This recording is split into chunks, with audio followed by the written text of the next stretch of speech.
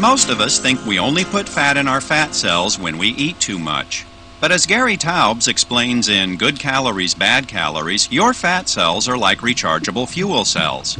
Every time you eat, you store some fat. In between meals, fat comes out of your fat cells to provide the fuel for your muscles and organs.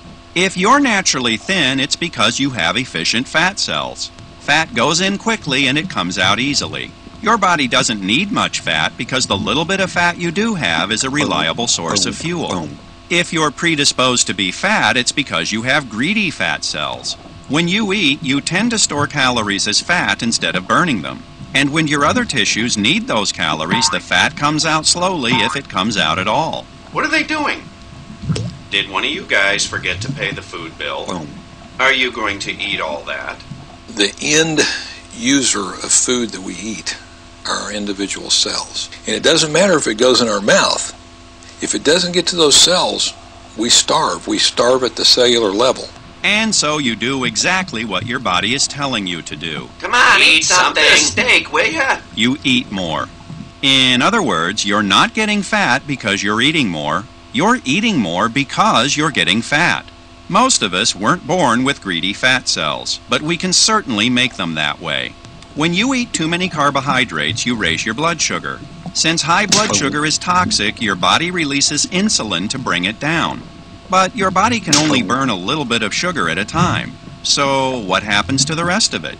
Your storage sites for carbohydrate are limited, and we've got unlimited storage places for fat.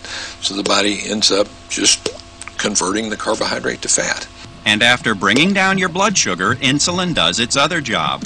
It tells your body to store fat. When you have a healthy metabolism, it only takes a little bit of insulin to bring your blood sugar down, and then everything goes back to normal.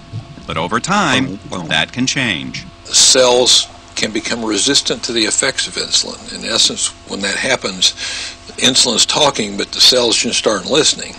And so they don't get the message from insulin, so they don't do what they're supposed to do. Hello? Stop hitting me. I'm not hitting you. Stop hitting me. I'm not hitting you. And so your body does what it has to do. It starts producing more insulin. You finally reach the point to where your insulin's high just to keep your sugar normal, even if you're not eating any sugar. And then when that happens, then it's starting to drive stuff into the fat cell, and then you've reached this point where all of a sudden, bam, you get fat.